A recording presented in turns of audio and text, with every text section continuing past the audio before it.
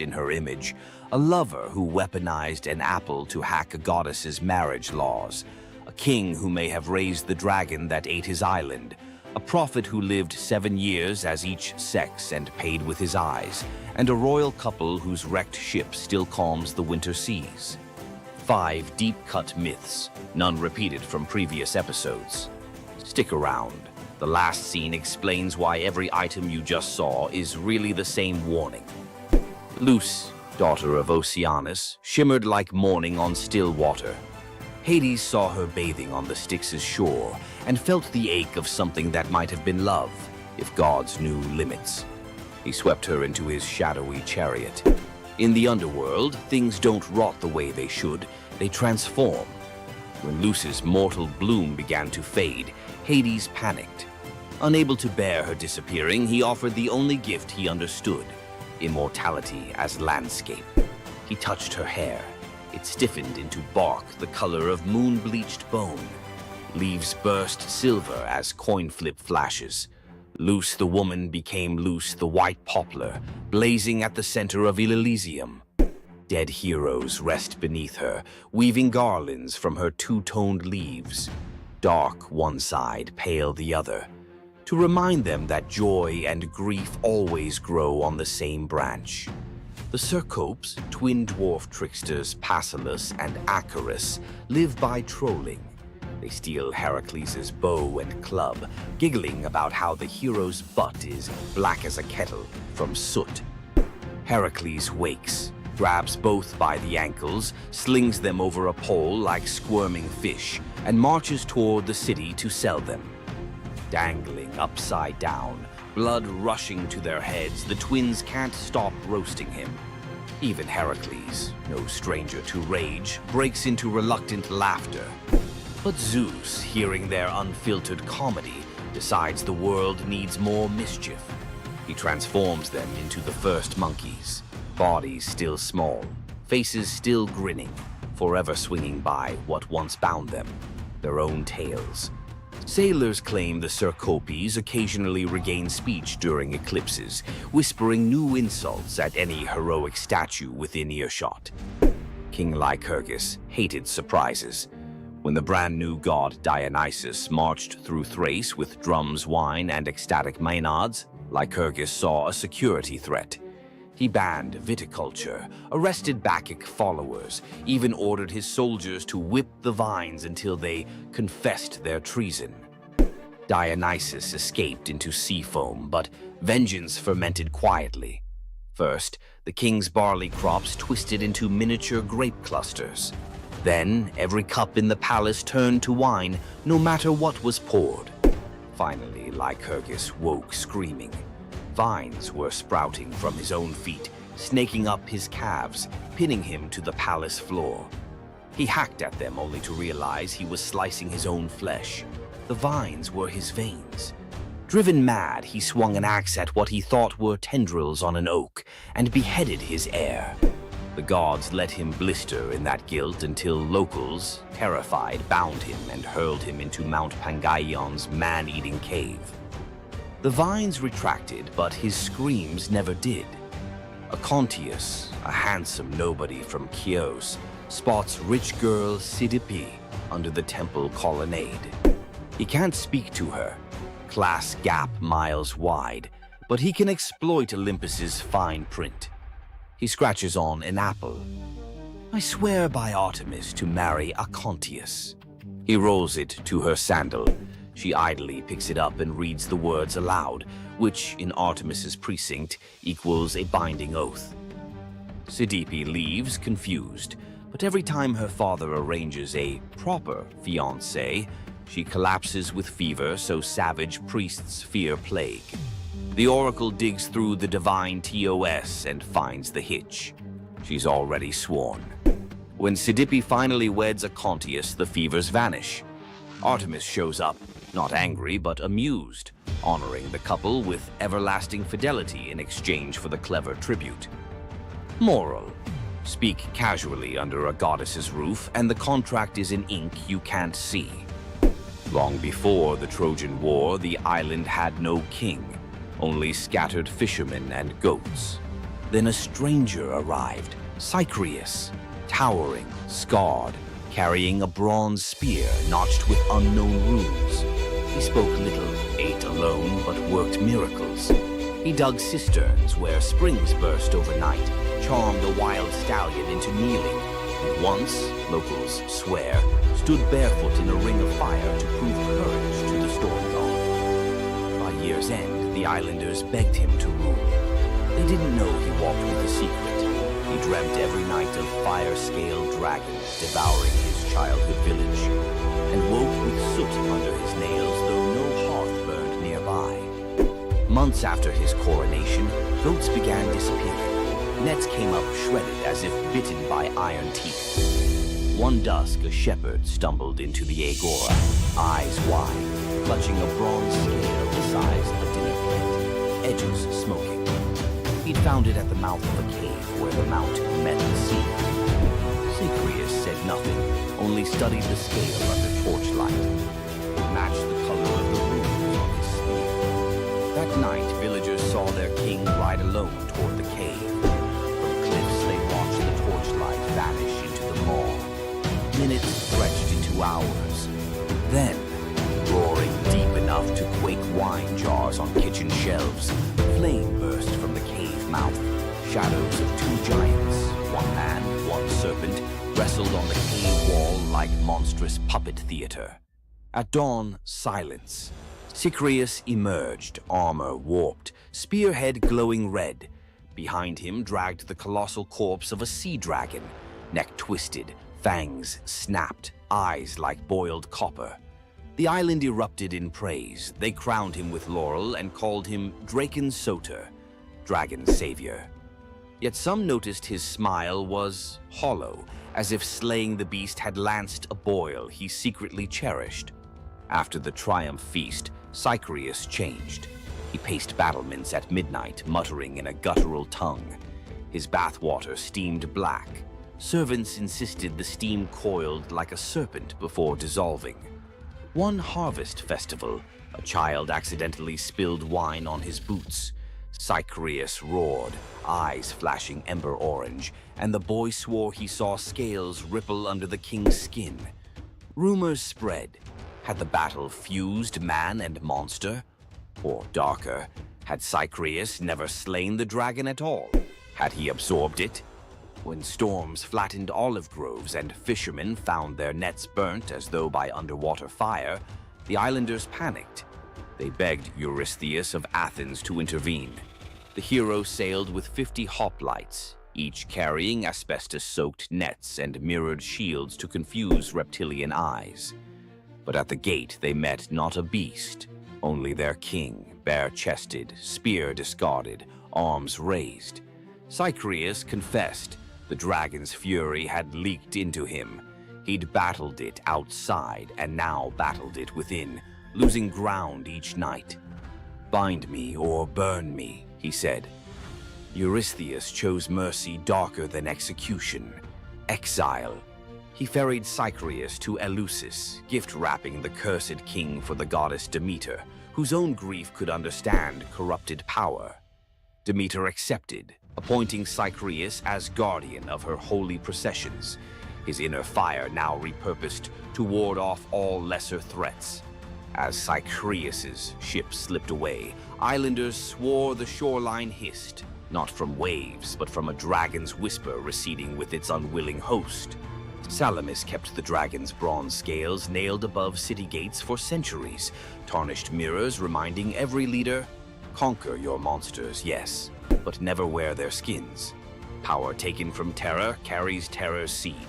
When rage becomes crown, abdication may be salvation."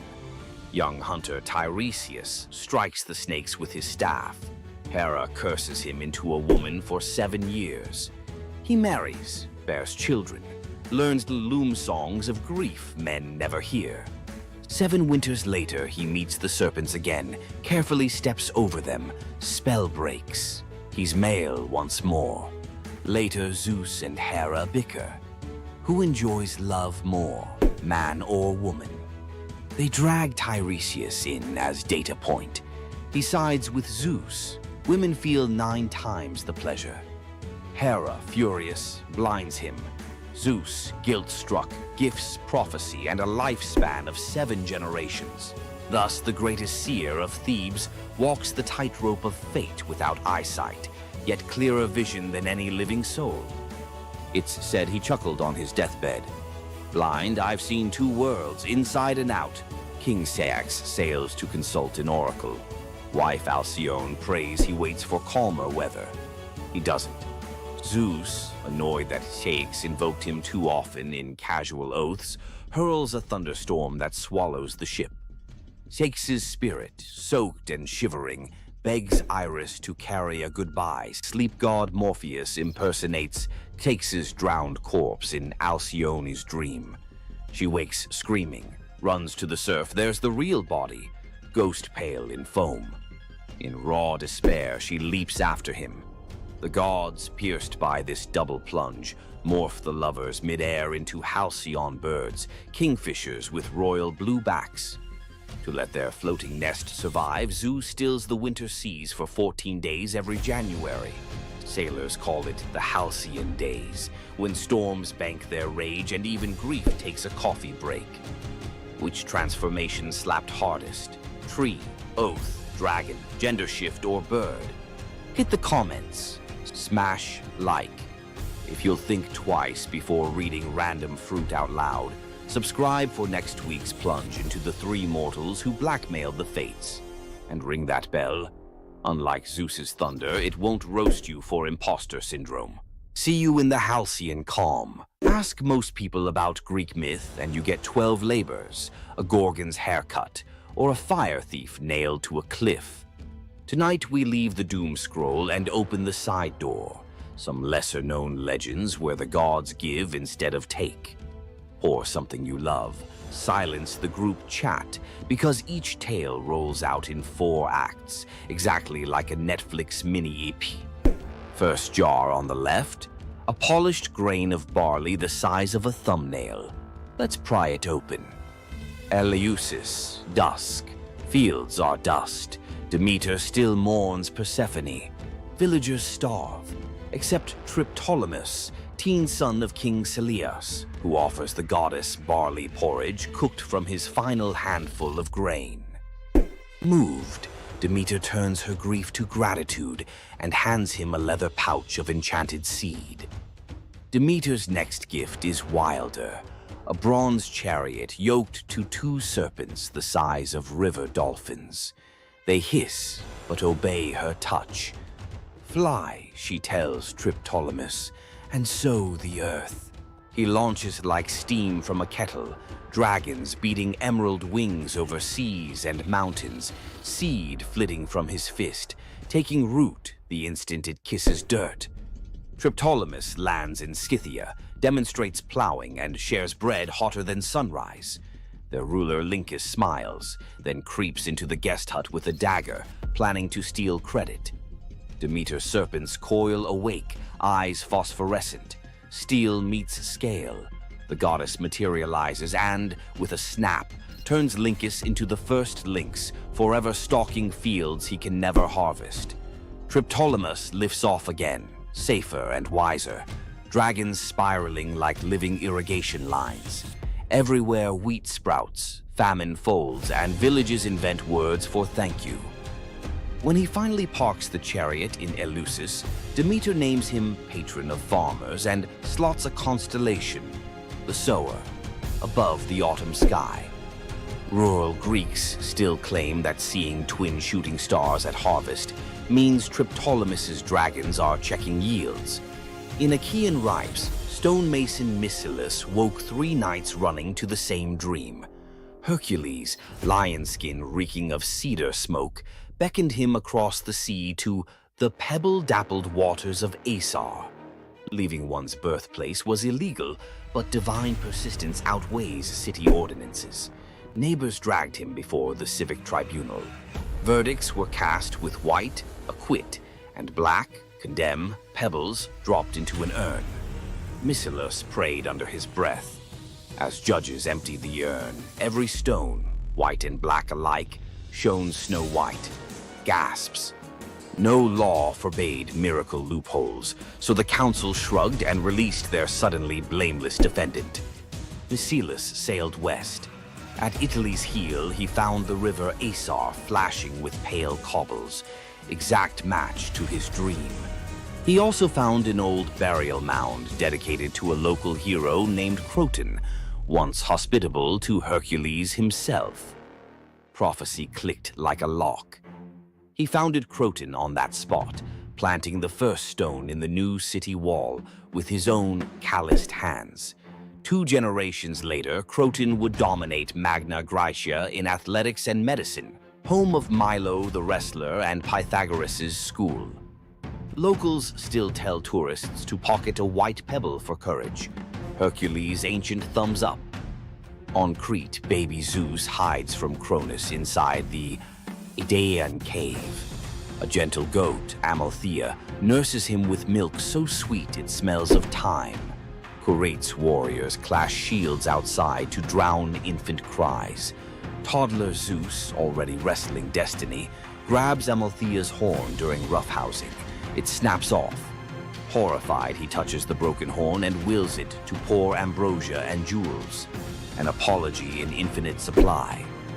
The horn becomes cornucopia, everlasting symbol of abundance. Amalthea is lifted to the stars as Capella, brightest goat in the sky. Every harvest festival, Greeks tip wine from a horn-shaped rhyton, so the cave child remembers. The practice survives today in the very shape of Thanksgiving centerpieces, because one young god learned that breaking something you love can birth generosity that never runs dry. Argos prepares a grand procession to Hera's temple 6 miles away. Oxen assigned to pull the gilded cart of priestess Sidip, aka Mor or Awor. Her sons, athletes Cleobus and Biton, lock eyes and shrug. Where are the oxen today? They yoke themselves, veins corded, and drag the 2-ton cart under Mediterranean noon. Crowds scatter petals, sweat rains on marble road. At the temple steps, mother dismounts, trembling with pride. Sidippe prays, "Great Hera, grant my sons the best blessing a mortal can have." After sacrifice and feast, the exhausted brothers fall asleep in the sacred hall, smiles still ghosting their faces. They never wake. Peaceful exit at peak glory, Hera's idea of the highest gift. Argives commission life-size statues at Delphi, muscles forever flexed. Travelers note the serenity on stone brows, testament that sometimes a swift, dignified curtain call outranks long, ragged applause. Young Taurus, demigod son of Poseidon, pilots a skiff scouting for new colonies. The storm detaches rudder from reality. Mast snaps like uncooked spaghetti.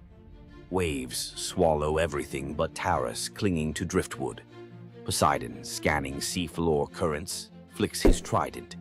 A dolphin larger than a rowboat rockets upward, scoops Taras, and planes across the wine-dark sea like a living surfboard. At dawn, the dolphin deposits him on Italy's sunlit heel. Taras climbs a bluff, sees fertile plains ribboned by a gentle river. He plants Poseidon's miniature bronze trident in the sand and declares a new polis. The colony, Tarentum, today's Taranto, mints coins of a boy riding a dolphin, trident aloft. Local fishermen still carve tiny dolphins on prows, tribute to the uncanny GPS system that once delivered a founder to the perfect harbor. Aphrodite and winged son Eros picnicked amid spring anemones, boasting who could gather the loveliest bouquet. With wings, Eros predictably stuffed his basket first. Enter Peristera, a mortal handmaid collecting herbs nearby. Seeing Aphrodite's crestfallen smile, she wordlessly tipped her own armful of blooms into the goddess's basket. Eros protested, "Rules breach." Aphrodite just laughed, victory fragrant in her arms. Jealousy and Cupid's arrows share barbs. Eros flicked one tiny dart and poof, Peristera shrank into downy white feathers. Aphrodite scooped up the bewildered bird, whispering apologies and protection. Peristera, now a dove, gained a new language of coos and cloud-high freedom. The goddess decreed doves sacred henceforth, harbingers of peace and liaisons for lovers. From Cyprus to Corinth, newlyweds release white doves, so their first horizon carries Peristera's gift. Help your friends win, and you may end up airborne, emblematic, and forever cherished by a goddess who remembers favors. Cretan teenager Epimenides entered a cave seeking a stray lamb. Cool air lulled him into a nap on soft moss. When he stepped back into sunlight, the lamb was a weather-bleached skull, and his town looked upgraded. He'd slept 57 years. Word of the time traveler raced to Athens, then reeling under plague and factional strife. They summoned Epimenides. He prescribed symbolic spring water baths for citizens and a cleansing of unjust murder cases, the world's first state-sanctioned amnesty. He also ringed the city with incense-burning altars to the unknown god, appeasing whichever deity felt snubbed. Within a year, the plague receded, civic tempers cooled. Grateful Athenians offered gold. Epimenides accepted only vines for his Cretan temple, proof that sleep had taught him value over price. Legends credit him with tweaking the Greek lunar calendar and penning riddling prophecies. Even today, Cretan shepherds warn drowsy companions. Nap too long in a sacred cave, you'll wake up a consultant. Aristaeus, son of Apollo and huntress Cyrene, loved tinkering. Olives here, cheese there. When shepherds complained of wild honey going rancid, Aristaeus studied bees like living alchemy. Nymph tutors taught smoke calming and linen veils. Soon Aristaeus produced honey rumored to heal fevers. Even Olympians craved his combs. One blistering summer, disease wiped out his hives. Desperate, he consulted shape-shifting Proteus, who advised a strange remedy. Sacrifice 4 bulls and leave their carcasses sealed.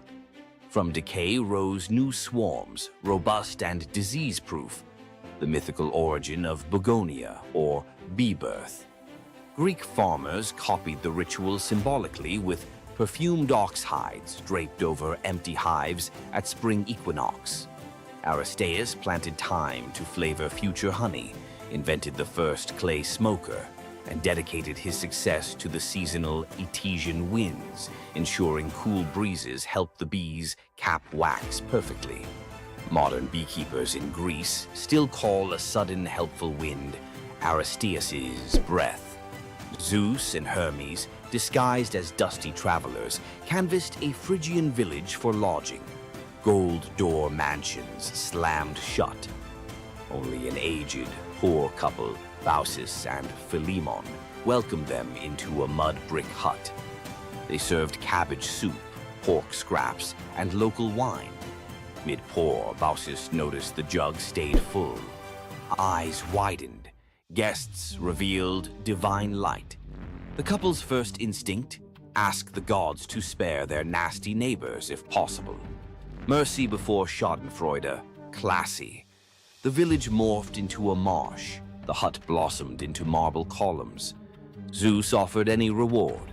They chose to be temple keepers and to die together. Years later, as breath slowed, bark crept over their skin. Philemon an oak, Baucis a linden, branches intertwined over the temple forecourt. Travelers claim the twin trunks still rustle blessings on strangers who share food with drifters. Local children leave tiny cups of soup under the roots, because kindness apparently scales from hut to eternity tree. From marble votes that rewrite destiny to bees reborn in golden sunlight, tonight's legends hum one chord. Generosity, of spirit, of risk, of welcome, catches the gods' attention faster than any heroic flex. Drop a comment naming the myth that lit you up and tell us how you'd translate its core gift into today's life. Food bank pop-ups, urban beehives, pop-up nap pids.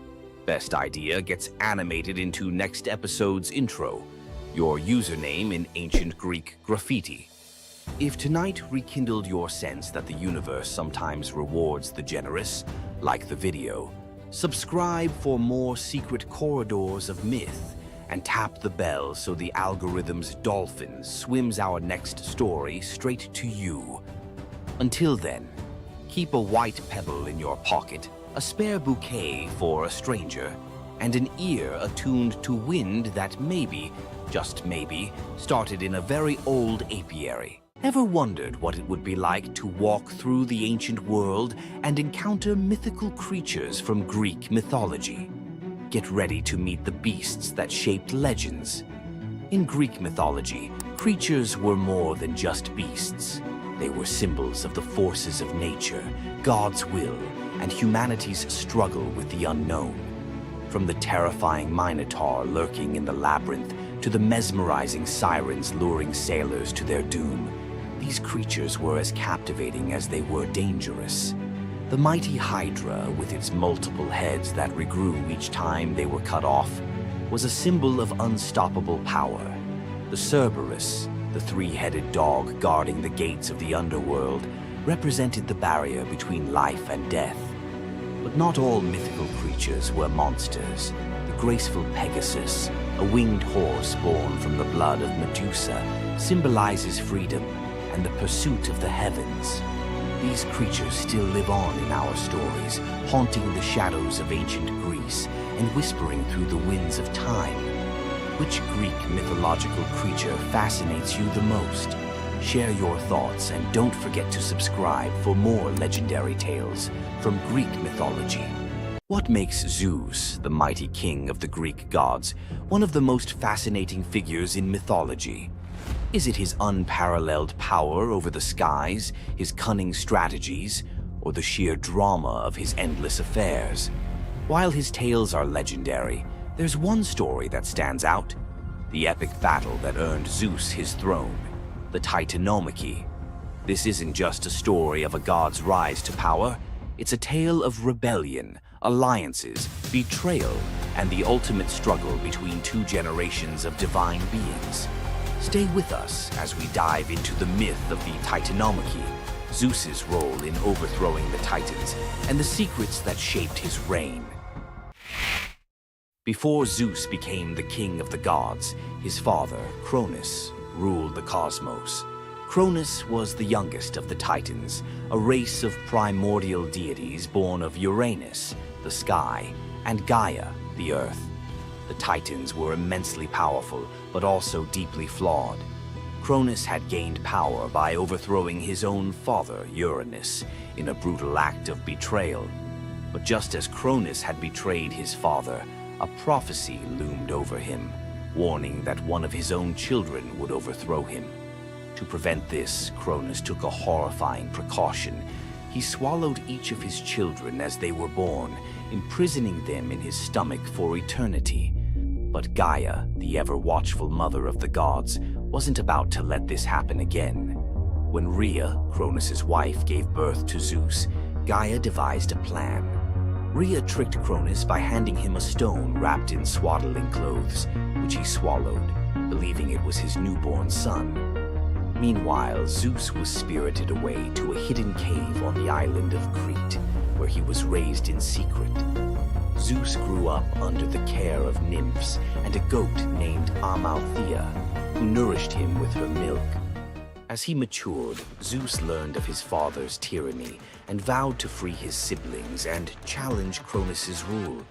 Zeus couldn't take on Cronus and the Titans alone. He needed allies.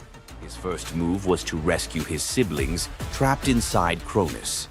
With the help of the goddess Metis, Zeus tricked Cronus into drinking a potion that caused him to vomit up his children: Hestia, Demeter, Hera, Hades, and Poseidon, fully grown and ready for battle. Now united, the 6 Olympian siblings declared war on Cronus and the Titans. But the Titans were powerful, and the war, known as the Titanomachy, would rage for 10 years with no clear victor.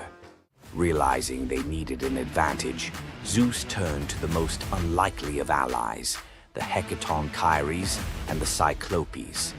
These were monstrous children of Gaia and Uranus, imprisoned in Tartarus by Cronus out of fear of their immense power. The Hecatonchires had 100 hands and unparalleled strength, while the Cyclopes were master craftsmen. Zeus descended into Tartarus, defeated its terrifying guardians, and freed these imprisoned beings. In gratitude, the Cyclopes forged weapons for Zeus and his brothers. Zeus received the thunderbolt, Poseidon the trident, and Hades a helmet of invisibility. With these tools and the raw power of the Hecatonchires, the Olympians finally had the upper hand. The final clash of the Titanomachy was a cosmic spectacle. The Titans, led by Cronus, unleashed their full fury, shaking the very foundations of the universe. Mountains crumbled, seas boiled, and the skies erupted in chaos. But Zeus and his allies were relentless. Zeus hurled his thunderbolts with unerring precision, scorching the battlefield and scattering the Titans' ranks. Poseidon unleashed massive earthquakes, and Hades used his helmet of invisibility to sow confusion among their enemies. The Hecatonchires proved invaluable, hurling massive boulders with their 100 hands, overwhelming the Titans. One by one, the Titans fell, their immense power no match for the combined might of the Olympians and their allies. Cronus was the last to fall. Zeus struck him down with a thunderbolt so powerful that it split the skies. With Cronus's defeat, the Titanomachy was over.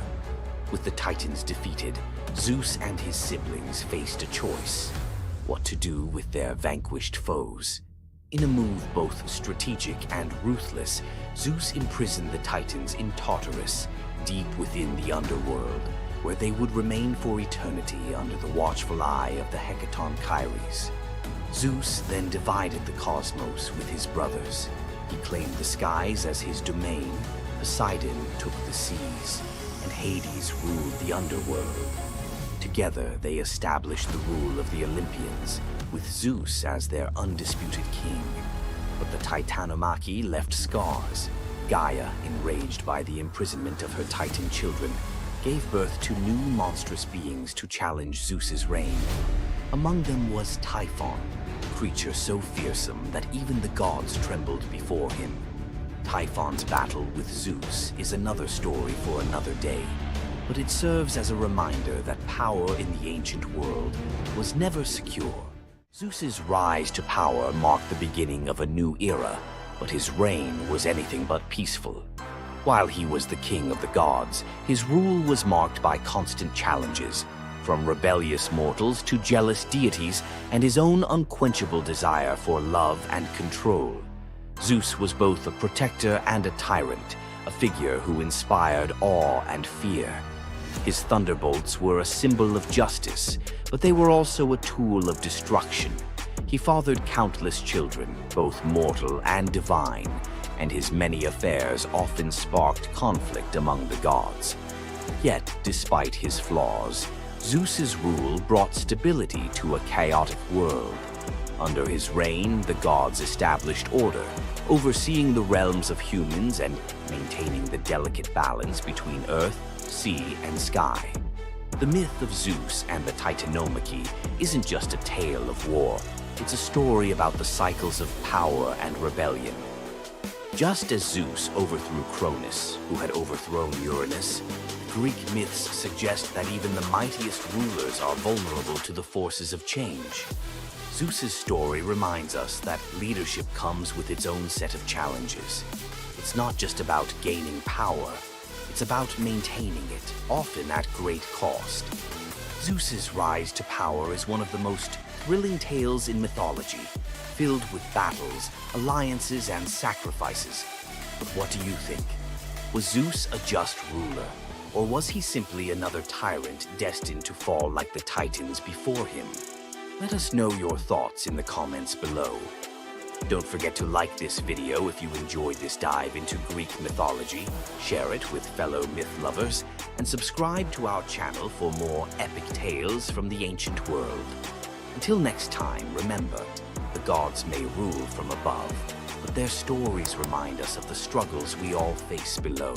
You've heard of a goddess whose beauty was unmatched. But what if I told you that her beauty wasn't what it seemed?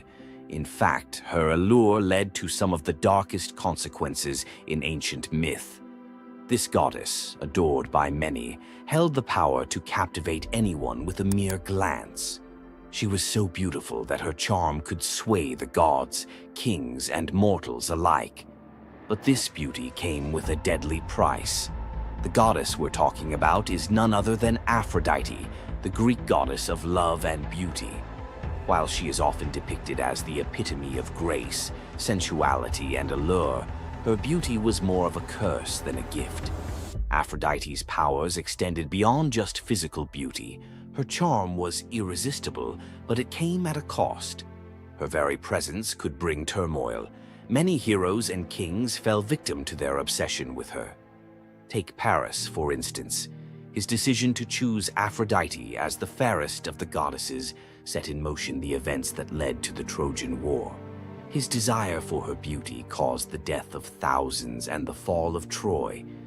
But Aphrodite's beauty didn't just destroy men, it could break gods too. The tale of her and Ares, the god of war, exemplifies this. While Aphrodite was married to Hephaestus, the god of blacksmiths, her passionate affair with Ares led to chaos among the gods. Her beauty wasn't just about attraction, it caused jealousy, betrayal, and ultimately destruction.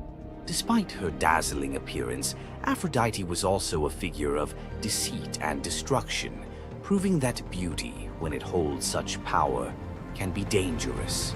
It's no wonder the ancient Greeks warned that appearances can be deceiving. Aphrodite's beauty may have dazzled the world, but her story teaches us that sometimes what's on the surface can mask a much darker reality. So, was Aphrodite's beauty a blessing or a curse? The myths suggest that beauty, when wielded by the gods, is never what it seems. If you want to uncover more hidden truths about gods and goddesses from the ancient world, hit that subscribe button. There's so much more to explore in these captivating stories of the past. Centaurs, half man, half horse, heroes or savages? Think you know the full story? Wait until you uncover the darker side of these iconic creatures. Watch till the end to discover what ancient myths don't tell you about the Centaurs. In Greek mythology, Centaurs were seen as both wild and noble beings. They were often depicted as powerful warriors, famous for their strength and skill in battle. But what if the truth behind them was far more sinister than anyone imagined? While some centaurs, like Chiron, were revered for their wisdom and kindness, many others were violent, uncontrollable creatures. These savage centaurs were known for their drunken brawls and uncontrollable rage. The most infamous event? The Battle of the Lapiths and Centaurs, where they fought against the Lapiths during a wedding feast, leading to a massacre of both men and women. Their brutal behavior was more than just a mythological tale. It symbolized the chaos that could occur when civilization collided with the wild, untamed forces of nature. But why did the Greeks depict centaurs this way? Was it a cautionary tale about the dangers of unchecked power and savagery, or a deeper reflection on humanity's struggle between reason and instinct? The darker truth behind the centaur myth might just hold the key to understanding the wild, primal side of ancient Greek culture. Centaurs are more than just mythical beasts. They represent the conflict within us all. If you're fascinated by the hidden truths of ancient myths, don't forget to subscribe for more dark stories from Greek mythology. Imagine a woman so terrifying that a single glance from her could turn anyone into stone. Medusa, a name that echoes through history as a monster, a villain, and a symbol of pure horror. But what if everything you thought you knew about her was wrong? Medusa wasn't always a monster. Her story is one of betrayal, injustice, and a curse she never deserved. She wasn't born a villain. She was made into one by the gods themselves. But even as a victim, she found a way to turn her tragedy into power. Today, we'll unravel the myth of Medusa and discover the deeper truth behind her story. From her tragic origins to her transformation into a feared Gorgon, to her epic confrontation with Perseus. This is the tale of Medusa like you've never heard it before. Long before the snakes, before the curse, Medusa was a mortal woman of extraordinary beauty. She wasn't born a monster. She was born human, the daughter of the sea gods, Phorcys and Ceto. While her sisters, Stheno and Euryale, were immortal Gorgons, Medusa stood apart as the only mortal among them. But it wasn't her mortality that set her apart. It was her beauty. Medusa's golden hair, radiant complexion, and striking eyes captured the attention of everyone, even the gods. She served as a priestess in the temple of Athena, goddess of wisdom and war, vowing to remain pure and devoted to the goddess. This is where her life took a tragic turn. According to the myth, Poseidon, the god of the sea, became infatuated with Medusa.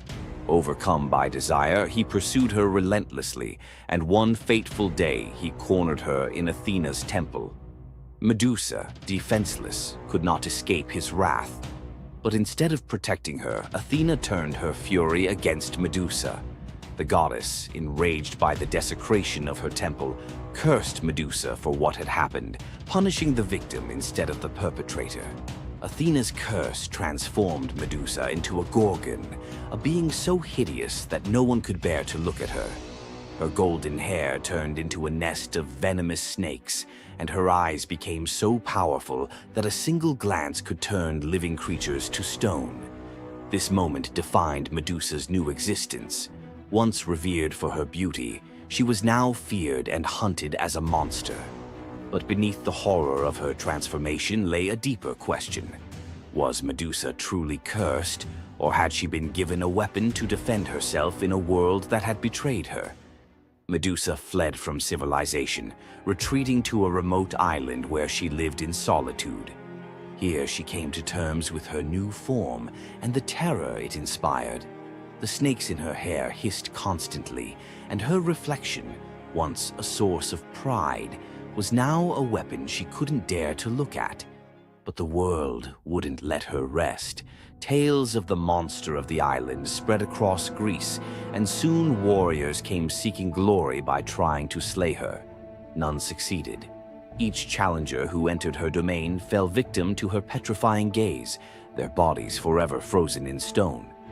Medusa's life became one of survival, fending off those who sought to destroy her while grappling with the isolation of her curse. She was trapped in a cycle of violence she didn't choose, but couldn't escape. As the years passed, Medusa's story became twisted. In the eyes of mortals, she was no longer the victim of a cruel curse, but a monster to be feared. The tragic young woman was lost to legend, replaced by the image of a terrifying villain. Enter Perseus, a young demigod with a destiny to fulfill. Tasked with bringing back Medusa's head as proof of his strength, Perseus embarked on a perilous journey to find her. But unlike the warriors before him, Perseus wasn't relying solely on his skill. He had the favor of the gods. Athena and Hermes provided Perseus with gifts to help him on his quest. Winged sandals to fly, a reflective shield to avoid Medusa's gaze, and a sword sharp enough to cut through anything. Most importantly, he was given a magical bag to safely carry her severed head. Perseus's journey to Medusa's lair was filled with danger, but none compared to the final challenge, facing the Gorgon herself. When Perseus arrived, Medusa was sleeping. For the first time in years, she looked peaceful, an almost human reminder of who she once was. But Perseus couldn't afford to hesitate.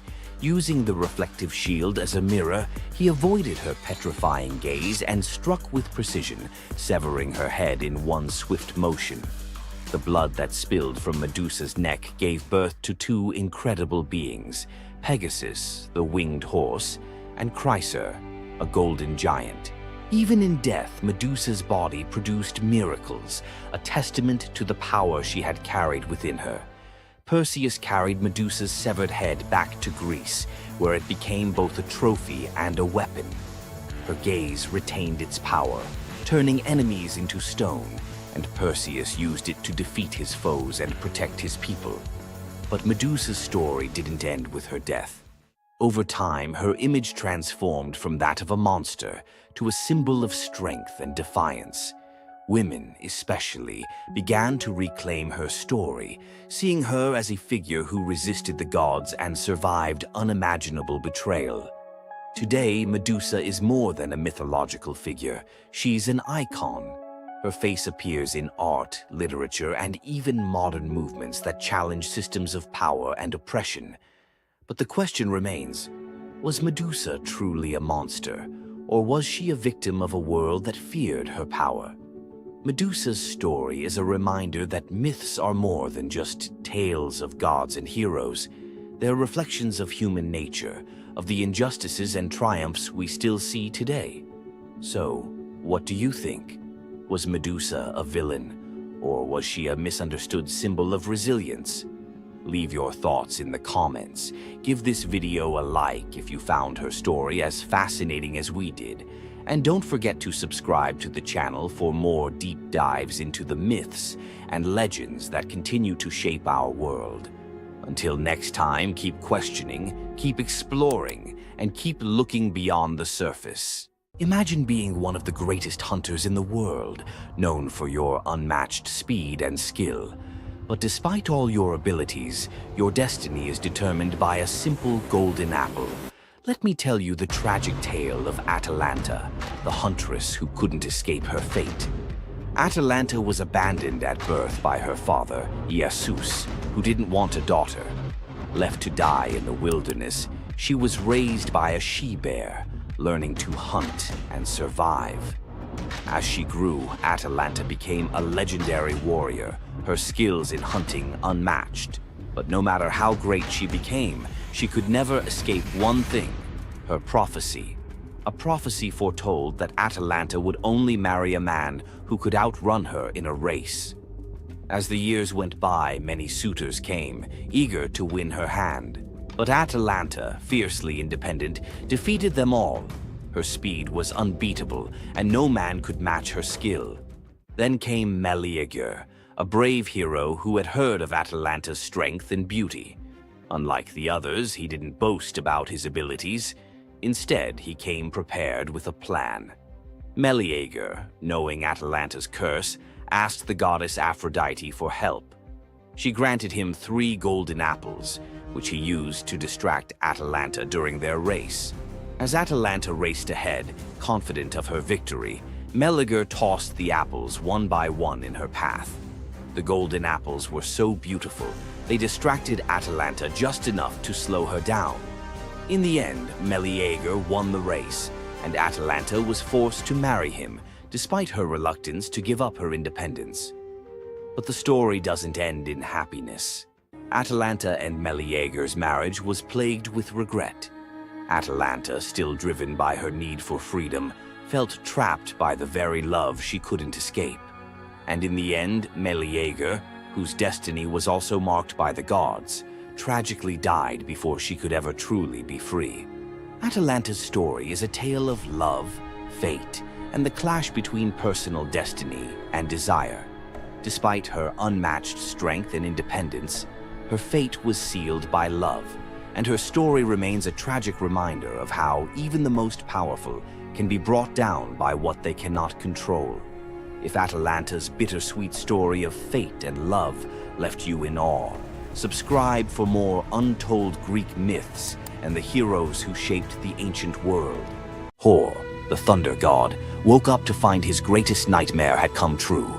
Mjolnir, his mighty hammer that could level mountains and control lightning itself, was gone. Without it, the thunder god was powerless, vulnerable, and mocked. The weapon that defined his very identity as protector of Asgard had vanished without a trace. But what happened next would humiliate him more than any defeat in battle. To get his hammer back, Thor would have to do something that went against every fiber of his warrior identity. You won't believe the disguise he ends up in. It all began on what should have been an ordinary morning in Asgard. Picture Thor reaching for the leather grip that had been at his side for countless centuries, his fingers closing around nothing but empty air. The spot where Mjolnir should rest felt cold and wrong, like a missing tooth that your tongue keeps finding. Thor's morning routine, as predictable as sunrise over Asgard's golden halls, shattered in that single moment of realization. The hammer forged by dwarven masters, the weapon that could summon lightning and level mountains, had vanished without so much as a whisper of sound. The initial shock hit Thor like a physical blow.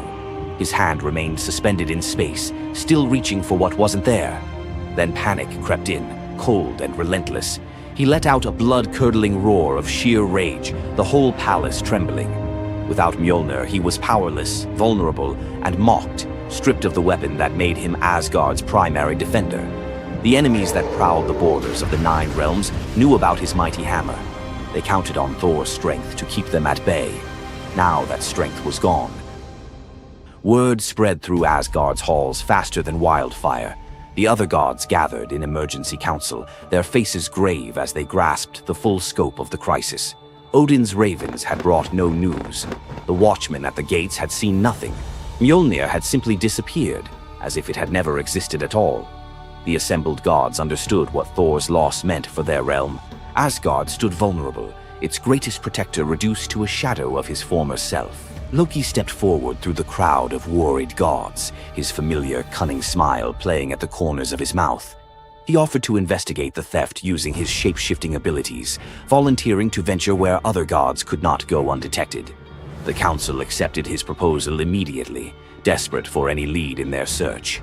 Thor watched his brother prepare for the mission, knowing that Loki's success or failure would determine his own fate. Loki first borrowed Freya's magic feathered coat, allowing him to fly in falcon form to Jotunheim without raising alarms. Each dead end pushed Thor deeper into desperation.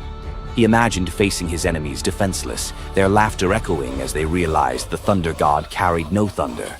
The trail finally led to the most dangerous territory of all, Jotunheim, the realm of the giants. Loki strode into the council chamber with the confident gait of someone who had solved a mystery, but his expression carried an ominous weight. The giant Thrym, lord of the frost giants, had openly boasted about his theft from his massive throne of ice and stone. He had buried Mjolnir 8 leagues beneath the frozen earth of his realm, thrice deeper than any giant's hall, he claimed, placing it where even Thor's strength would be useless. Thrym had what he thought was a simple demand for the Norse gods. He wanted the beautiful goddess Freya as his bride in exchange for the hammer's return. The giant had fixated on her legendary beauty and grace, convinced that possessing both Mjolnir and the goddess of love would make him the most powerful being in all the 9 realms. His arrogance knew no bounds as he described his elaborate wedding plans to Loki, speaking of golden halls and feasts that would last for weeks. Thrym believed the gods had no choice but to accept his terms. When Loki spoke to the council about Thrym's demand, the council fell silent. Freya's reaction shattered the tense quiet that followed Loki's report, causing her rage to break the Brysinger necklace, its gems scattering across the floor in glittering fragments. She declared she would rather throw herself into the deepest ocean than marry the frost giant who dared make such a demand. The gods found themselves trapped in an impossible situation. They could sacrifice one of their most beloved goddesses to a giant's lust, or they could leave Thor permanently weakened and Asgard vulnerable to every enemy that prowled the borders. The council erupted in frantic debate. Some suggested launching a full assault on Jotunheim, but Thrym's fortress was impregnable and his army vast. Others proposed trickery or negotiation, but every path led to either devastating war or humiliating surrender. Heimdall, the far-seeing guardian who watched over the Rainbow Bridge, had remained silent throughout the heated discussions.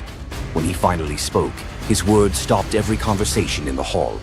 His suggestion was so outrageous, so completely unthinkable, that even Loki's jaw dropped open in shock. The gods stared at Heimdall as if he had lost his mind, but they were out of other options. What he proposed, however, would challenge everything Thor stood for as a warrior. Heimdall's words hung in the air like a challenge to the very foundations of Norse honor. The far-seeing god had suggested that Thor disguise himself as a bride and infiltrate Thrym's wedding feast to recover Mjolnir. He spoke with calm authority, tie housewife's keys about his waist, and pin bridal jewels upon his breast. The idea was so fundamentally opposed to Norse concepts of masculine honor that Thor's initial response shook the very walls of Asgard.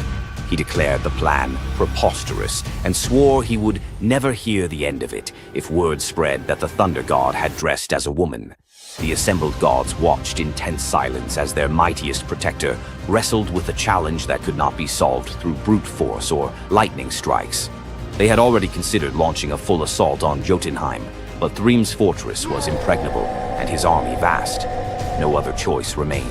Thor paced the hall like a caged wolf, his massive fists clenched as he grappled with the impossible choice between his warrior's pride and his duty to protect Asgard.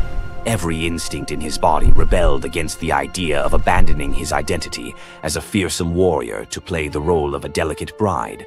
Loki stepped forward with barely contained excitement, volunteering to accompany Thor as his maidservant. The trickster god's eagerness to participate in this elaborate deception revealed his true nature. While Thor struggled with the concept, Loki was already plotting the specifics of costumes, mannerisms, and the lies they would need to maintain throughout their dangerous mission. The transformation began with layers of bridal linen draped over Thor's massive frame. Servants brought forth delicate jewelry, housewife's keys that symbolized domestic authority, and a dainty hood for his head. Finally came the precious necklace of Brisingar. Each item added to the disguise felt like another blow to Thor's warrior identity.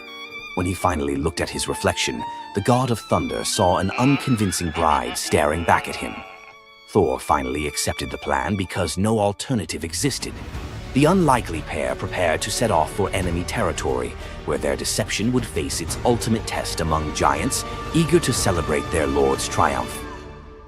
The great hall of Thrym's fortress buzzed with excitement as giants gathered to witness their lord's marriage to the most beautiful goddess in all the 9 realms. Thor sat at the high table in his bridal disguise, surrounded by massive frost giants who raised their drinking horns in celebration. The feast spread before them displayed the giants' wealth and power. Roasted oxen filled enormous platters, fresh salmon gleamed on silver dishes, and barrels of mead stood ready to fuel the night's festivities. Thor's legendary appetite struck like a thunderbolt. He polished off an ox and ate whole salmon in moments, tearing through the meat as if he hadn't eaten in weeks. 3 measures of mead vanished as quickly as if someone had poured them into a bottomless pit. The assembled giants watched in stunned silence as the delicate bride consumed more food than most warriors could handle. Thrym's eyes narrowed with growing suspicion. This goddess ate like a battle-hardened warrior, returning from a long campaign, not like the refined Freya he expected to marry. Loki stepped forward with the smooth confidence of a master storyteller. He spun a tale about Freya's 8-day fast in eager anticipation of reaching Jotunheim and marrying the mighty Thrym. The explanation painted a picture of a lovesick goddess, so excited about her wedding that she had refused all food during her journey. The giants nodded in understanding, their suspicions melting away as they accepted this romantic explanation. Thrym felt honored by such devotion and relaxed completely, his doubts vanishing.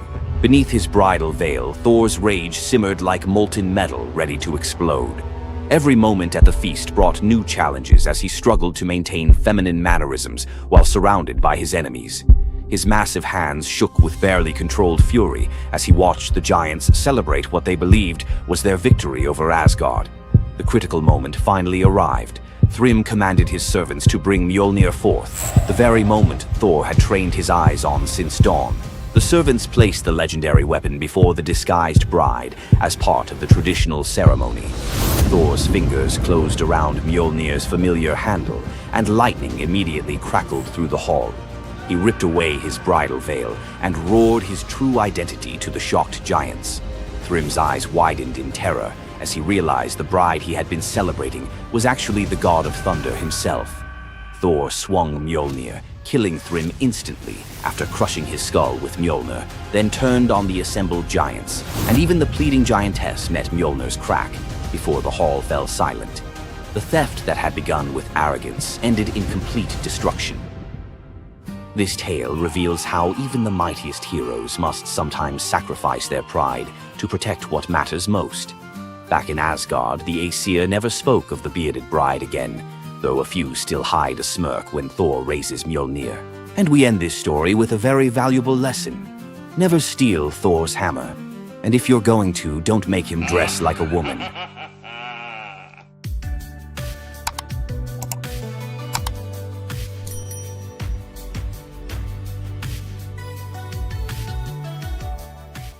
Welcome back, lore hunters. Tonight I'm unwrapping some myths that slip through the cracks of pop culture.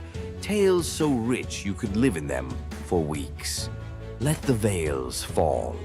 Old Phaon hauled passengers between Lesbos and Asia Minor in a skiff patched more than a beggar's coat. One dusk he carried an aged woman for free when storms canceled the rich man's coin. She touched his wrist, her skin warmed like sunrise. That crone revealed herself as Aphrodite. Payment: an alabaster jar of rose-scented balm. Phaon rubbed a dab on his temples. Waves reflected a new face, jaw sharp, curls ink black. Word of the god-veined ferryman blitzed across isles. Queens queued for night voyages. Fame fed on humility until none was left. Phaon mocked old lovers, hiked his fares, painted his hull with gold leaf. Aphrodite, hearing temple incense now dedicated to Phaon instead of herself, revisited, this time as a scarred sailor claiming poverty. Rebuked, she cursed the balm to invert. Every admiring gaze would now age him a year. By next moon, the once idol looked like driftwood. He vanished, some say into the strait's whirlpool, others into a hermit cave. Poets still swear his ghostly skiff appears on starless nights. If you board, you arrive at dawn a decade older, pockets full of rose petals that rot before noon. Queen Althea of Caledon screamed through her labor as the hearth fire hissed. From the embers, a coal spat out, a single firebrand the length of a dagger. The fates appeared, scissors glinting. Lachesis measured the newborn's life against that coal. Clotho whispered, when the wood is ash, the boy is dust. Althea snatched the brand, quenched it in a silver urn, and hid it under her bed. The baby, Meleager, grew into a spear god in the training yard. None but his mother guessed why storms seemed to pause for him. Years later, Artemis loosed a boar monstrous as a siege tower to punish King Oeneus for a skipped sacrifice. Hunters from every Greek polis gathered. Meleager led, eyes bright as forge fire. Among the heroes strode Atalanta, swift, lethal, and female, an affront to the older princes. In the thicket, Atalanta's arrow struck first blood. Meleager's spear finished the beast. He offered her the pelt.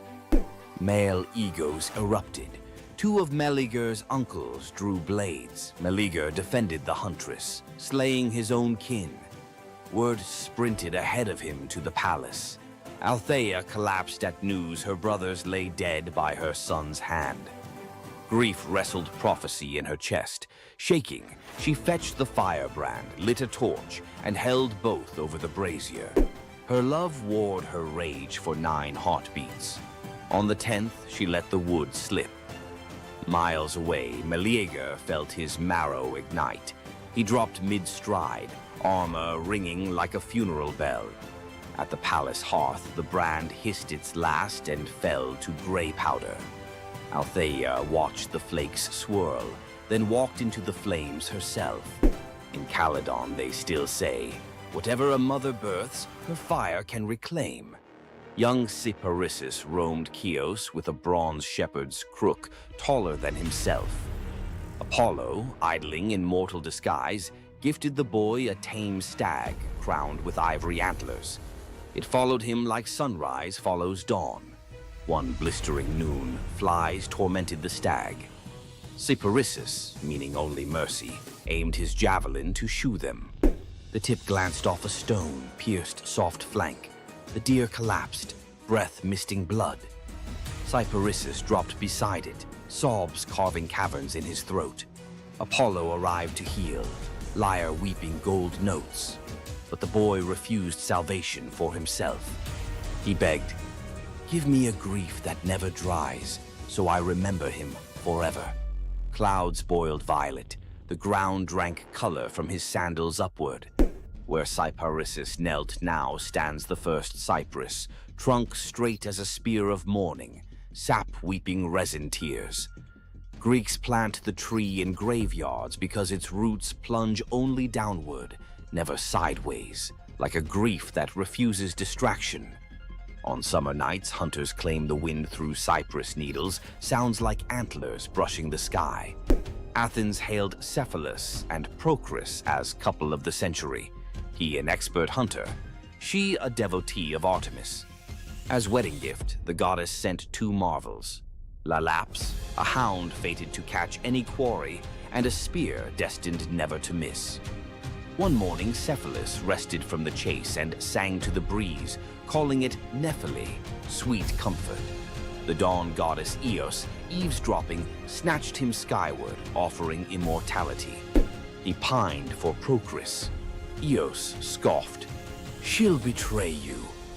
Suspicion slid under his skin like splintered arrow reeds. Cephalus returned in disguise, bribing servants to hint Procris had strayed. At twilight, she arrived in the woods, masked, to spy on him first. Hearing rustle, Cephalus loosed the divine spear toward the sound. It cannot miss. The mask tore away, Procris's eyes wide as shattering glass. She fell against his chest, whispering only, "The breeze, remember?"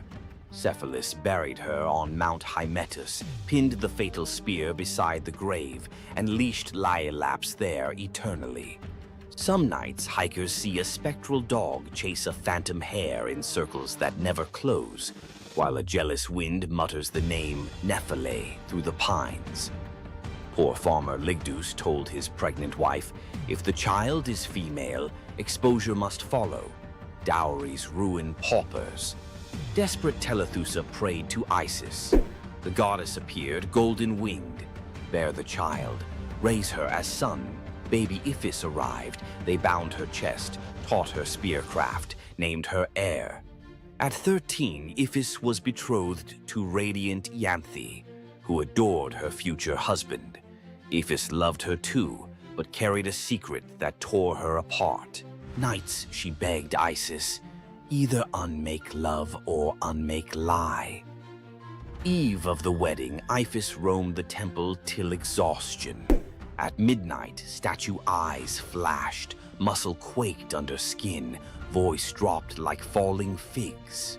When dawn trumpets blew, Iphis emerged, broad-shouldered, jaw square, still wearing mother's hopes, but now truth-shaped. Ceremony erupted in double amazement. A father spared from murder, a bride gaining the groom her heart already knew, a city given a living parable that gods can edit, flesh the way poets edit verse.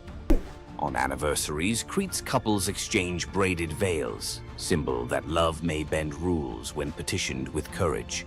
Satyr-blooded Ampelus dazzled Dionysus, youth swagger, curls like grape tendrils.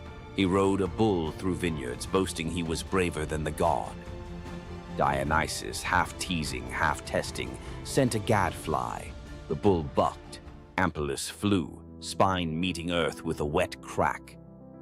Thunderclouds curdled purple.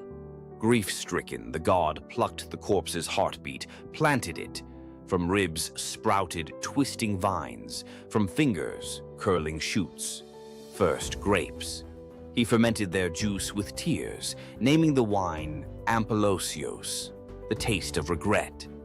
Every toast pours a little myth, sweetness chased by sting. Drink deep and you repeat the boy's brag, but this time, hopefully, know when to dismount. On the gray docks of Anthedon, a lone fisherman named Glaucus noticed something odd. Every fish he caught leapt back into the sea after flopping across a patch of wild green herbs. His curiosity, half hunger, half science, won. He tasted one leaf. A heartbeat later, his pulse throttled like a war drum. Gills tore open on his neck. Terrified, he dove overboard and discovered he could breathe brine like air. In the midnight blue below, sea deities gathered, nereids swirling like living lace, old Phorcys with crab shell crown. They greeted the newcomer, then forced a cup of ichor on him.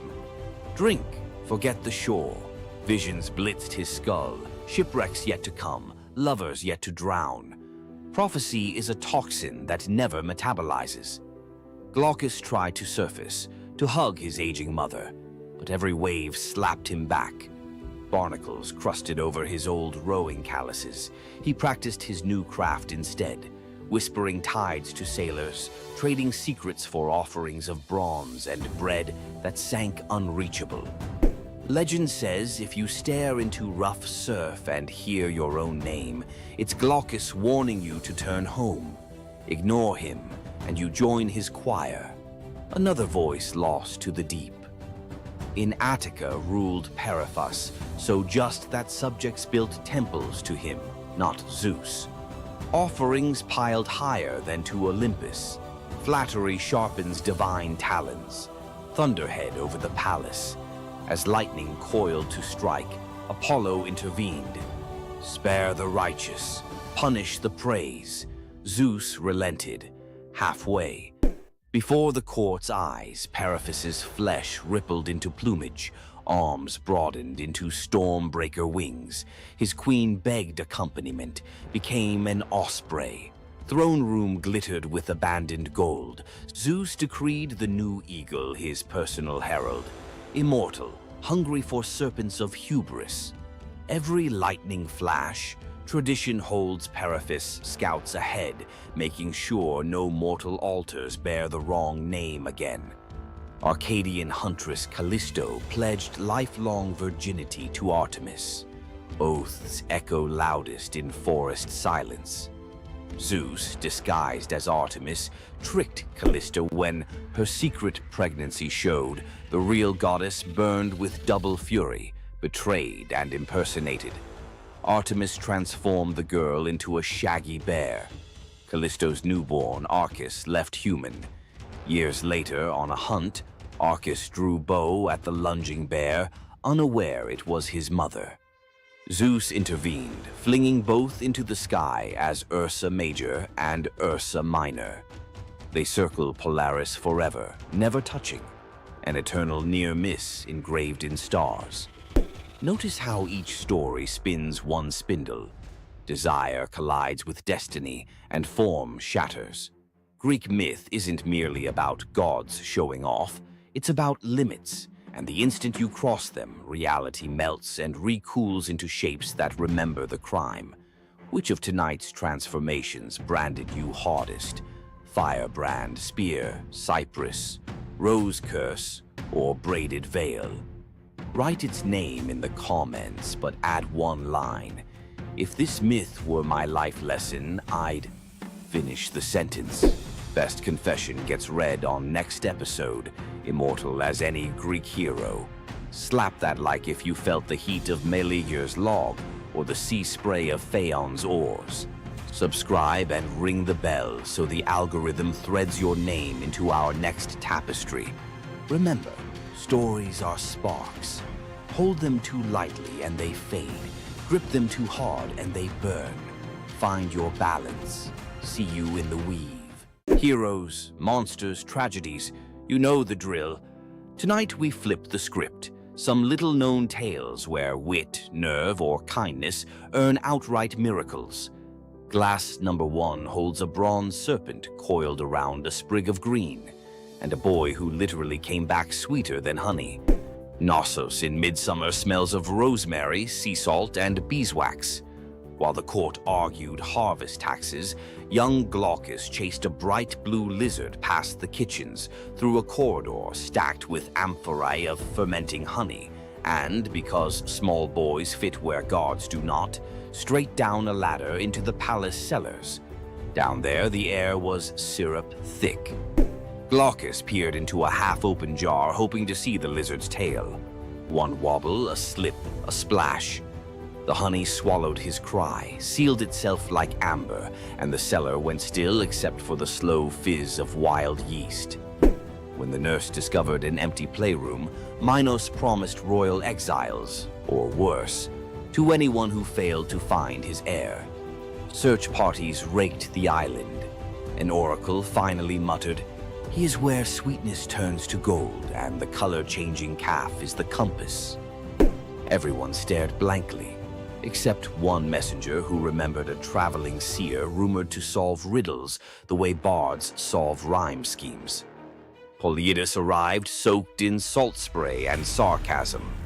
Minos thrust him in front of the palace's miracle calf, white at dawn, tawny by noon, black at dusk. The king demanded an explanation, and his son before sundown. The seer stroked his beard, watched the calf cycle its living palette, and smiled. "The answer is not the hide, but the eyes," he mused. At dawn, the calf watched the white sun. At noon, bronze. At dusk, onyx night. It mirrored what it beheld. So must the prince. "He is hidden where color vanishes," Polyidus concluded, and descended alone into the wine-dark storerooms. Lantern raised, he located the honey amphora, whose surface held no reflections, only silence. He cracked the seal, found Glaucus suspended in golden stillness, lips blue, limbs floating like reeds in amber. When guards hauled boy and jar to the throne room, Minos's relief curdled into fury.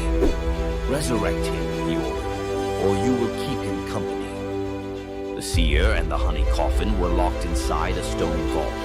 The bar grinded shut. Torches flickered out. The only light came from honey's inner glow. Polyidus knelt, mind racing through every charm he knew. None could reverse 2 hours without breath. A soft hiss cut the darkness. A serpent, scales gold as harvest wheat, slipped under the door.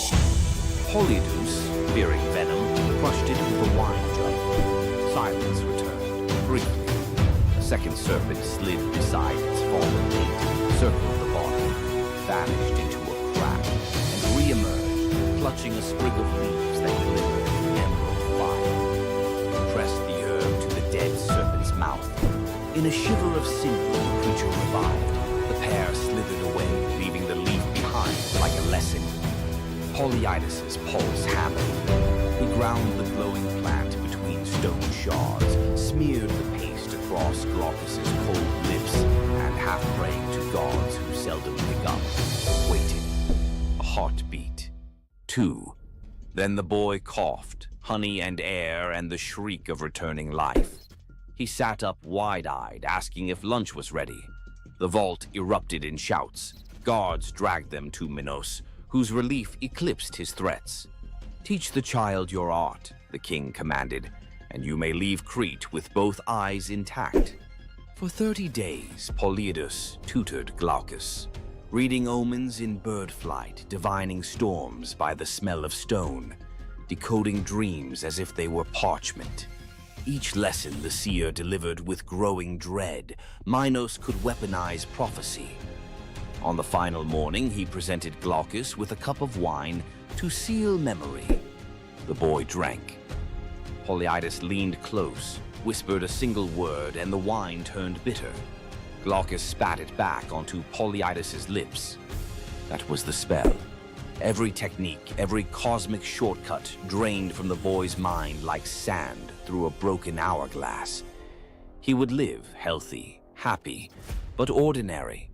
The gift stayed locked in Polyidus's own skull. The seer departed at sunset, pockets empty except for a few stray violet leaves, the serpent herb. Some say he planted them across the Aegean. Others insist he fed them to bees, breeding honey that glows faintly green when moonlight is thin. In mountain apiaries of rural Greece, beekeepers still search for Glaucus honey, said to cure a stopped heart if administered within 3 breaths. And every cellar apprentice learns, keep lids tight, keep ladders chained, and keep an eye out for serpents. Sometimes they carry medicines gods never meant us to find. Nymph Princess Cyrene tackles a lion preying on her father's cattle. Apollo, stalking inspiration, watches her wrestling the beast bare-handed and thinks, "Forget liars, that's poetry." He swoops not with roses but a gold chariot pulled by griffins. "Rule a land of your own," he says, pointing across the Mediterranean. Cyrene's answer, "Give me a bowstring and some good soil." She rides shotgun all the way to Libya. On sun-drenched highlands, she spears the ground. Fresh springs burst.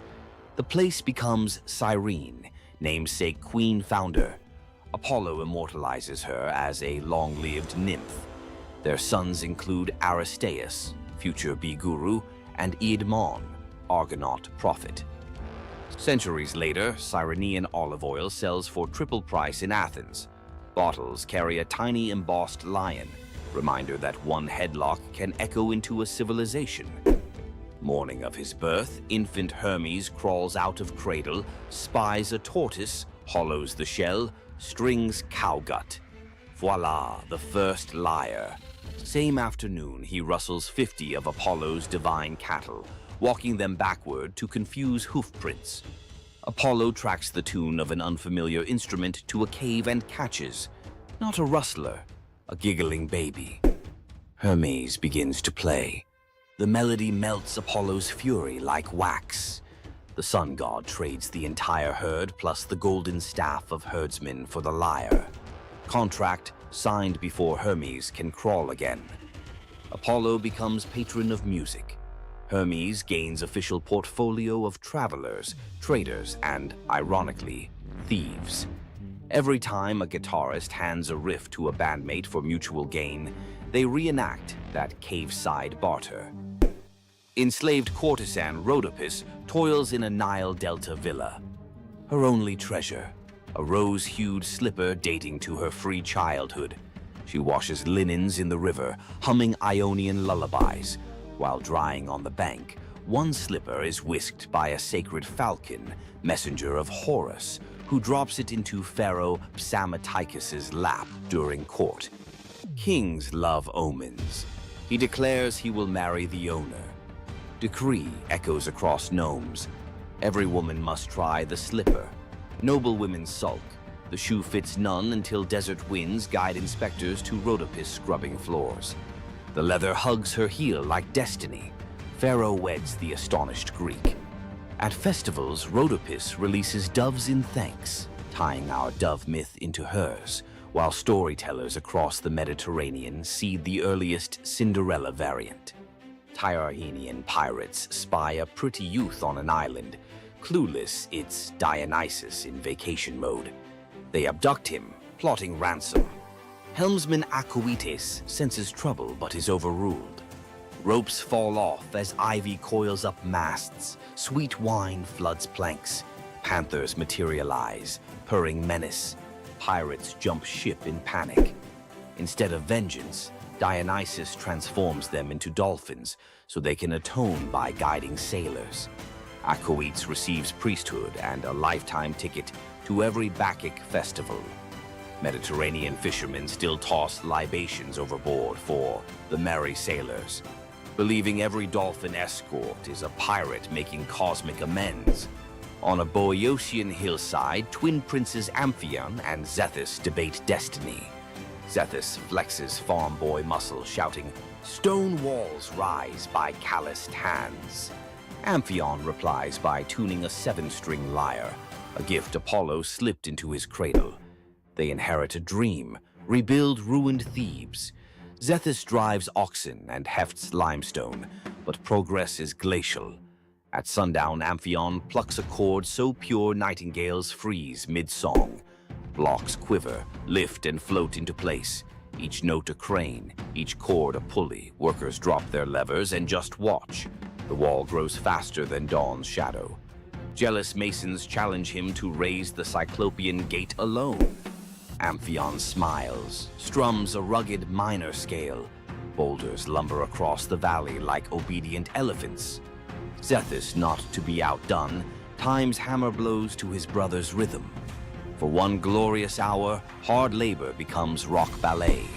When the ramparts close, citizens cheer both sinew and song. Legends claim every stronghold thereafter leaves a lyre motif somewhere in its masonry, a secret tip of the hat to the prince who taught stones to dance.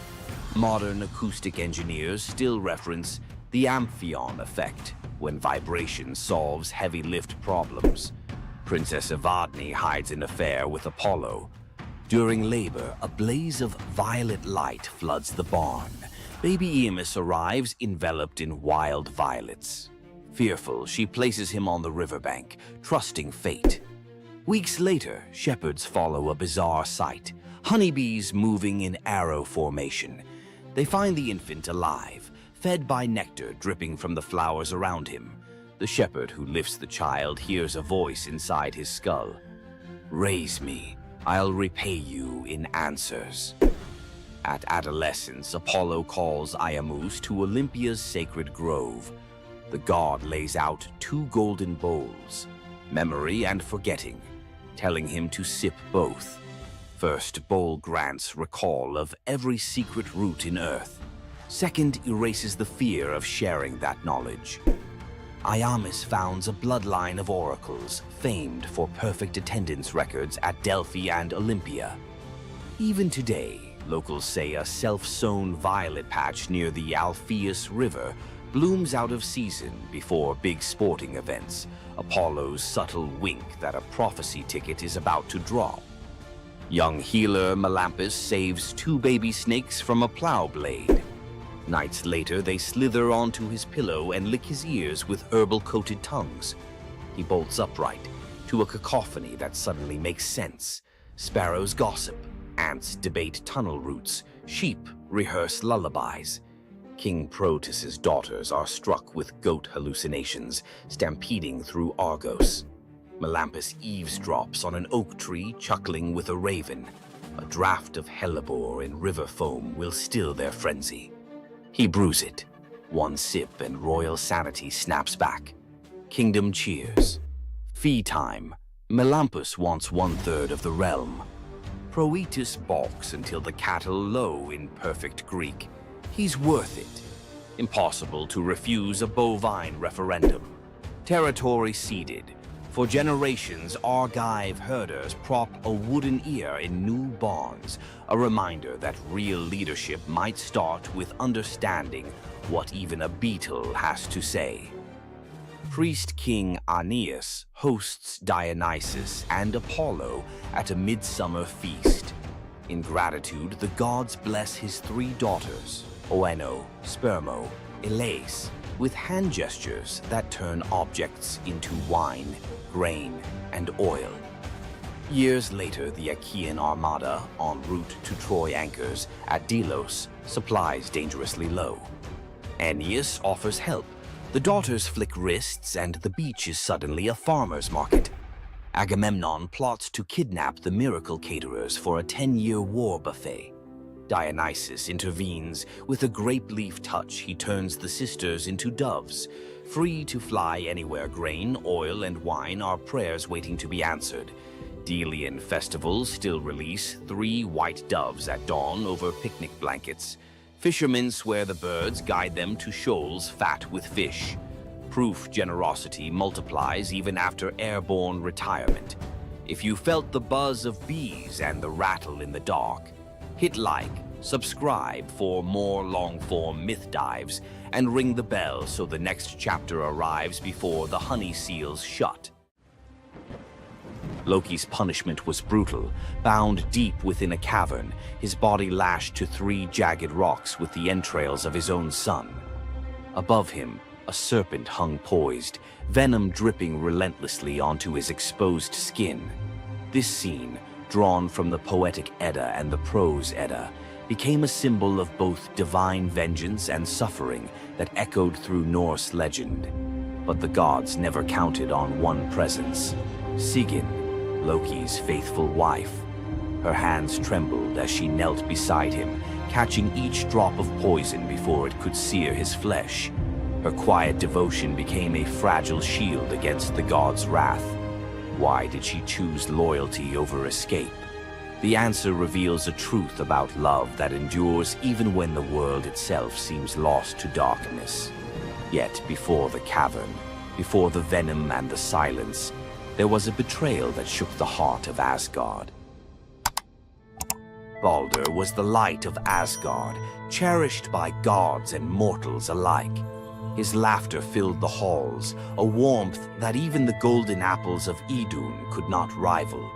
When ominous dreams began to trouble him, his mother Frigg, desperate to protect her son, secured oaths from every creature and object in existence never to harm him. All, that is, except the mistletoe, too slight, too innocent to warrant suspicion. Loki saw opportunity in what others dismissed. He fashioned a dart from that fragile branch and sought out Hoder, Balder's blind brother. "Here," Loki murmured, placing the weapon in Hoder's uncertain grasp, "let me guide your hand." The dart struck its mark. In an instant, Balder's light was snuffed out, his presence gone from the world. The gods stood in stunned silence, their joy shattered. Loki lingered in the shadows, the faintest smile on his lips, before slipping away unseen. The prose Edda tells us the pyre burned for 9 nights. Balder's wife, Nanna, overcome with grief, cast herself onto the flames, her spirit entwined with his. The gods heaped treasures upon the funeral bier, Odin's ring Draupnir, Balder's own ship Hringhorni, to honor him, but no offering could fill the void left behind. The air grew heavy with suspicion. As the smoke twisted skyward, word spread of an old woman whispering to Hoder in the moments before the fatal blow. When Thor forced the truth from a trembling servant, silence fell like a shroud. Loki's name was not spoken, but its weight pressed upon every heart. The gods had tolerated his mischief, his clever lies, even the theft of Sif's hair. But this was different. The poetic Edda names him plainly: Loki, the guileful who brought it about, from which all misfortune came. Odin convened the gods to pass judgment. No mead flowed, no boasts rang out. The All-Father's single eye burned cold as he named Loki Oathbreaker and Kinslayer. Weapons gleamed in restless hands. Even gentle Friar's fingers tightened around his sword. Loki understood the gods' fury. He fled Asgard, his mind racing with schemes. As told in the prose Edda, he built a lodge in the mountains, doors on every side, always watching for his pursuers. Still, he could not outrun their vengeance. Odin's gaze found him, even in hiding. When the gods arrived, Loki tried to slip away, transforming into a salmon to evade capture in the river's swift current. But Thor's grip proved stronger than fate. Dragged back through the gates he once helped raise, Loki passed faces twisted with anger and betrayal. The gods' judgment was swift. The path ahead led not to mercy, but to a place where pain and silence waited in the damp and the dark. They forced Loki into the heart of the earth, a cavern where the air pressed cold and heavy, and every sound echoed off stone walls, slick with damp. Water dripped steadily from above, each drop magnifying the hush that settled over the gods as they set to their grim task. The stench of venom lingered, sharp and persistent, mingling with the iron tang of old blood. Odin's single eye caught the flicker of Skadi's movement. A silent nod passed between them, sealing what would come next. 3 massive boulders, freshly gouged with holes, stood ready. The gods had not brought chains or rope. Instead, they made Loki's punishment a reflection of his own chaos. The prose: Edda tells us they transformed one son, Vali, into a wolf who slew his brother, Nari. With the entrails of Nari turned to iron by the gods' will, they bound Loki fast, wrists, neck, thighs, and ankles locked tight against the unyielding stone. As the Völuspá declares, with the guts of his ice-cold son, the killer is bound. Each knot and twist was deliberate, a reminder that his own blood now held him captive. The weight of the rocks pressed into his flesh, a constant ache that would never fade. Scotty stepped forward, her presence sharp as frost. In her hands, a serpent writhed, its fangs gleaming. She fixed the creature to a stalactite directly above Loki's face. "For Balder," she said, her voice steady and cold. The serpent's jaws parted, and a bead of venom gathered at its tip. It hung for a moment, then fell. Loki's scream reverberated through the cavern, his body arching in agony as the venom burned into his skin. The pain was relentless, searing into bone, and the world above felt its echoes, earthquakes shaking Midgard, rivers shifting, the roots of Yggdrasil quivering. The gods watched in silence, their faces unreadable. Justice, they believed, had been served. As the serpent's venom continued its slow assault, the rhythm of torment became all-consuming. The next drop formed, poised to fall. Then a figure emerged at the edge of the chamber, a woman, silent, a wooden bowl cradled in her hands. Sigin's arms were blistered, her sleeves stained, but her grip was unwavering as she stepped into the circle of pain. The cavern held its breath.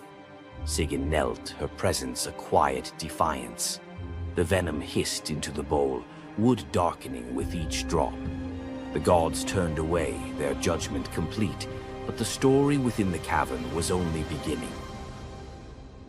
The bowl rested in Sigyn's hands, its wooden sides polished by hours of silent endurance. She knelt on the cold stone, skirts bunched beneath her, and waited for the serpent's venom to fall. The first drop struck with a hiss, a thin wisp of smoke curling up as Loki's breath caught in his throat. She kept her gaze fixed on the bowl, her resolve anchored by the rhythm of her task. Time unraveled in the cavern, marked only by the relentless cadence of the venom. Drip, catch. The liquid sizzled as it struck the wood, the heat seeping through Sigyn's calloused palms. Each shift of her grip was subtle, a quiet adjustment to keep the bowl steady as her arms ached. Above, the serpent's shadow twisted over the stone, its coils unmoving, its venom gathering in slow, deliberate drops. Loki whimpered, bracing for pain that had become his constant companion. The sound of his dread was sharper than his cries. The air hung heavy with the stench of scorched flesh and the metallic sting of poison. The darkness pressed in, broken only by the faint glimmer of Sigyn's tears as they mixed with venom in the bowl, each drop a testament to her resolve. The silence between drops was punctuated by Loki's ragged breaths and the distant echo of water dripping from the cavern walls. Sigyn's world narrowed to the weight in her arms and the threat above. The bowl filled, the venom rising perilously close to the rim. Sigyn's muscles trembled, but she did not let her grip falter. When at last the bowl brimmed, she had no choice but to turn away. In that brief moment, as she emptied the venom onto the rocks, Loki's body convulsed, his scream raw and unrestrained. The poison ate into the stone, leaving blackened scars as Sigyn hurried to wipe the bowl clean and return to her vigil. For time beyond reckoning, Sigyn remained. The myth offers no window into her thoughts, only the image of her kneeling, unwavering as Loki's mind splintered under the weight of his agony. Was she remembering laughter in sunlit halls, or simply unable to imagine leaving him alone in the dark? The venom's rhythm never changed. The bowl would fill. Loki would suffer. Sigyn would endure. In the hush that followed each scream, a question lingered, one that neither gods nor mortals could answer. Love in the dark was never simple. While the gods turned away, Sigyn remained, her presence reshaping the meaning of Loki's punishment. His betrayals had echoed through Asgard, yet her loyalty was a force the gods never expected. The Eddas offer no window into Sigyn's thoughts, recording only her actions. Blistered hands, a steady bowl, venom caught before it could sear flesh. This silence leaves space for us to wonder. Was it love that held her there, or a deeper sense of duty, something older and more enduring than the gods' own laws? Loki, once the master of deception, now depended on the mercy of the one he had so often left in the shadows. When the bowl overflowed and Sigyn turned away, each drip crept like fire through him, twisting his features in agony. His eyes, when they met hers, flickered with both gratitude and resentment. He needed her, but the venom's torment mingled need with bitterness. Still, Sigyn returned every time, catching the next drop before it could fall. The myths do not say what passed between them in those moments, only that she stayed, her resolve unbroken. Scholars often call Sigyn the embodiment of loyalty, the ultimate symbol of spousal devotion. Yet, her sacrifice was more than an act of love. It was a quiet rebellion. By kneeling in the cavern, she defied the gods' vision of justice. Odin had crafted Loki's punishment to be absolute, to break him alone in the dark. Sigyn's refusal to abandon her husband became a shield, her presence a silent protest that denied the gods complete victory. The Eddas never assign her a motive, leaving modern readers to fill the silence with their own questions and interpretations. Was her endurance an act of compassion or a challenge to the order imposed by the gods? Each drip marked the passage of time, each bowlful a measure of suffering and steadfastness. Loki's laughter, once quick and sharp, faded into broken gasps. His words, sometimes curses, sometimes pleas, found no purchase. Sigyn's hands grew raw and ruined, but she did not falter. The cycle of pain and mercy continued, unbroken. In the end, it was not just Loki who endured the gods' punishment. Sigyn's vigil transformed it, turning isolation into a shared ordeal. In the darkness, her silent defiance and unwavering love became part of the myth, a testament to the power of presence, even when the world has turned away. Sigyn's vigil stands as one of Norse myth's quiet marvels, a steady presence in the shadows, her strength measured not in battle, but in endurance beside the one the gods condemned. As Loki writhed beneath the venom's relentless burn, Sigyn's hands never wavered.